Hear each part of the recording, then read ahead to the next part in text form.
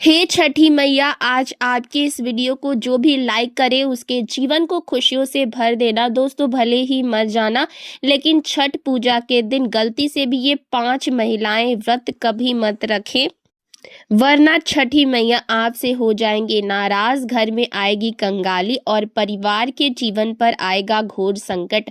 अगर आप भूल से भी छठ पूजा का व्रत कर लेती हो तो उल्टा आप पाप के भागीदारी बन सकते हैं। ऐसी महिलाएं छठ पूजा से दूर रहें, नहीं तो छठ माता कभी भी आपको माफ नहीं करेंगी। छठ पूजा के दौरान कौन सी गलती नहीं करना चाहिए? छठ का व्रत रखते समय महिलाओं को सिंदूर लगाते समय किन बातों का ध्यान रखना चाहिए, सभी जानकारी इस वीडियो में देने वाले हैं। दोस्तों, कार्तिक मास की षष्ठी को छठ मनाई जाती है। छठे दिन पूजी जाने वाली शक्ति को बिहार में आसान भाषा में छठी मैया कहकर पुकारते हैं। मान्यता है कि छठ पूजा के दौरान पूजी जाने वाली ये माता सूर्य भगवान की बहन है, इसीलिए लोग सूर्य को अर्घ देकर छठी मैया को प्रसन्न करते हैं। भक्तों, इस बार की छठ पूजा पूरे 100 वर्षों बाद बन रहे दुर्लभ संयोग में पड़ रही है। इस बार के सूर्यास्त उदय का समय बहुत ही शुभ माना जा रहा है। ऐसे में कुछ कार्यों को करने की सख्त मनाही हो गई है। तो ऐसे में छठ पूजा के इस पावन दिन पर यदि आप उन 5 स्थितियों में आती हो तो व्रत मत रखिए। दोस्तों, पूज्य गुरु जी ने भी अपनी छठ पूजा कथा में बताया है कि छठ पूजा के दिन गलती से भी कुछ महिलाओं को व्रत नहीं रखना चाहिए। भक्तों, इस प्रकार छठ पूजा को हल्के में लेने की भूल बिल्कुल भी ना करना, क्योंकि इस बार छठ के दिन ग्रहों का अद्भुत संयोग बन रहा। यदि कोई भी महिला इस व्रत के दिन उन 5 वर्जित श्रेणियों में आती हैं और फिर भी व्रत रख लेती हैं तो माता रानी नाराज हो जाती है, जिससे उस महिला परिवार जीवन में कष्ट, पति पत्नी के जीवन में दरार या संतान सुख में बाधा का सामना करना पड़ सकता है। खासकर सुहागन महिलाएं इस बात का विशेष ध्यान रखें, वरना घर में आएगी भारी विपत्ति।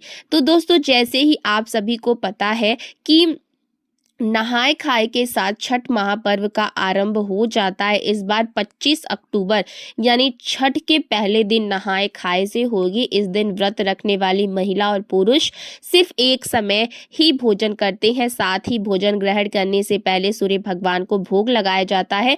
इस दिन अपने घर के पास किसी पवित्र नदी या कुंड में जाकर स्नान भी किया जाता है। स्नान करने के बाद साफ वस्त्र धारण करके ही भोजन ग्रहण करना होता है। इस दिन चने की दाल और लौकी की सब्जी बनाई जाती है। साथ ही पहले दिन व्रत रखने वाले पहले खाना खाते हैं, इसके बाद ही परिवार के बाकी लोग भोजन ग्रहण करते हैं। छठ महापर्व दूसरे दिन 26 अक्टूबर 2025 खरना। छठ महापर्व के दूसरे दिन खरना किया जाता है। खरना का मतलब है शुद्धिकरण वृत्ति। इस पूरे दिन उपवास रखती है। फिर शाम के समय मिट्टी के नए चूल्हे पर गुड़ की खीर प्रसाद के रूप में बनाई जाती है। इसी प्रसाद को वृत्ति जो है वो ग्रहण करते हैं। फिर इस प्रसाद को बाकी लोगों में बांटा जाता है। इसके बाद से 36 घंटे का लंबा निर्जला व्रत शुरू होता है। छठ तीसरा दिन 27 अक्टूबर 2025 संजया घाट।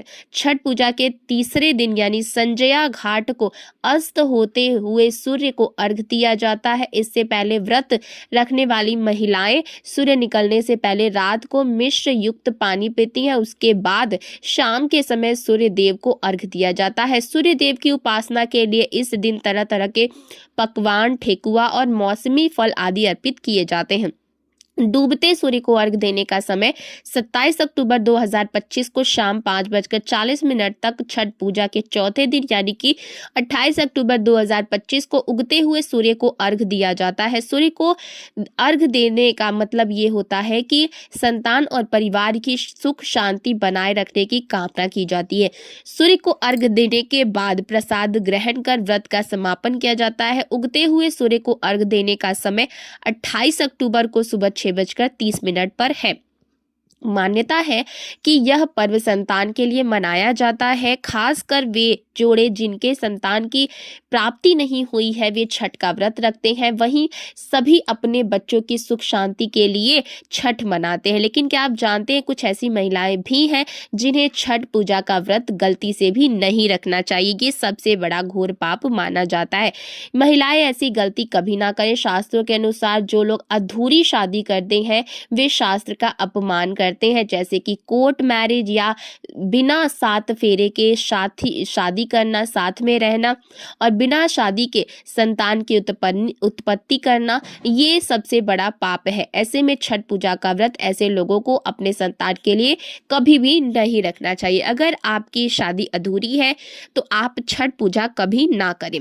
आपके ऐसा करने से छठी मैया का अपमान माना जाएगा और आपको पाप लग सकता है। वहीं ऐसी महिलाएं जिनके पति का निधन हो चुका है या जो किसी शोक काल में है उन्हें भी इस व्रत से दूर रहना चाहिए। शोक की स्थिति में रखा गया कोई भी व्रत अशुभ माना जाता है। छठी मैया की पूजा में पवित्रता और उज्ज्वलता की आवश्यकता होती है। ऐसे में अगर कोई महिला विधवा है या 13वीं के काल में किसी रिश्तेदार के शोक में है तो छठ पूजा करना वर्जित है। इस समय किया गया व्रत फलदायक नहीं होता बल्कि इसका विपरीत प्रभाव पड़ सकता है। छठ का व्रत पूरी पवित्रता से किया जाता है, इसीलिए अगर किसी महिला को व्रत के दिनों में मासिक धर्म हो जाए तो उसे यह व्रत नहीं रखना चाहिए। छठी मैया की पूजा में शुद्धता सर्वोपरि मानी जाती है और अशुद्ध की अवस्था में किया गया व्रत अधूरा रह जाता है। इस दौरान पूजा या व्रत करना छठी मैया का अनादर माना जाता है। इसीलिए ऐसी स्थिति में स्त्री को व्रत छोड़ देना चाहिए और बाद में संकल्प पूरा करना चाहिए। अगर कोई महिला सिर्फ दिखावे के लिए या समाज के दबाव में ये व्रत रखती है तो ये भी गंभीर भूल है। शास्त्रों में कहा गया है कि छठ व्रत केवल सच्चे मन और आस्था से ही सफल होता है, इसीलिए यदि मन में श्रद्धा ना हो तो ये व्रत बिल्कुल भी ना रखें। इसके अलावा ऐसी महिलाएं जो पाप कर्मों में लिप्त रहती हैं, जैसे मांस, मछली, शराब या अन्य नशे का सेवन करती हैं या जिसका मन और जीवन अपवित्र कर्मों से जुड़ा हुआ है, उन्हें भी यह व्रत नहीं रखना चाहिए। छठ पूजा सात्विकता, शुद्धता और तपस्या का प्रतीक है। ऐसी महिलाओं द्वारा किया गया व्रत निष्फल रहता है और उनके घर में दरिद्रता और अशांति भी ला सकता है। इस व्रत के सफल होने से संतान सुख की प्राप्ति होती है, संतान को कभी कष्ट नहीं आता। छठी मैया करती है रक्षा, घर परिवार होता है खुशहाल। छठ पूजा करने से सैकड़ों योगों के फल की प्राप्ति होती है, परिवार में सुख समृद्धि व धन की वृद्धि होती है। वहीं कुंवारी कन्या और पुरुष भी छठ पूजा कर सकते हैं। छठ पूजा का फल कई गुना प्राप्त होता है। अगर आप छठ मैया का आशीर्वाद पाना चाहते हैं तो कमेंट सेक्शन में जरूर लिखें जय हो छठी मैया। छठी मैया आपके सभी बिगड़े हुए कार्य को अवश्य पूरा करेंगे।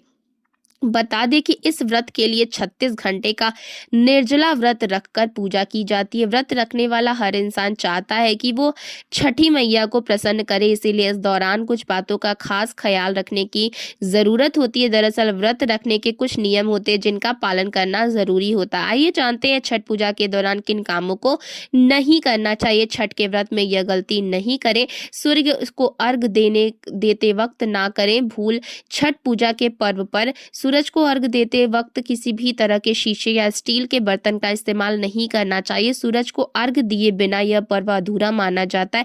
साफ सफाई का रखें ध्यान। छठ पूजा के दौरान साफ सफाई का खास तौर पर ध्यान दें। इस पूजा के दौरान कपड़ों से लेकर पूरे घर को बिल्कुल साफ रखना चाहिए। साथ ही प्रसाद बनाते वक्त भी साफ सफाई का पूरा ख्याल रखें। जाने कहाँ सोना चाहिए। छठ पूजा के दौरान जो भी व्रत रख रहा है उसे पलंग पर नहीं सोना चाहिए, ना पलंग बल्कि चारपाई आदि पर भी सोने की मनाही होती है। इस व्रत के दौरान फर्श पर सोना चाहिए। सामग्री का जरूर रखें ख्याल। छठ पूजा के दौरान सामग्री का विशेष तौर पर ख्याल रखें। इस पूजा के दौरान सिंदूर, कुमकुम, आलता, मेहंदी, पीतल का सूप, शक्कर, अंकदी, नारियल, ईख, शहद, पान, सुपारी, लौंग और इलायची जैसी सामग्री का जरूर इस्तेमाल करें।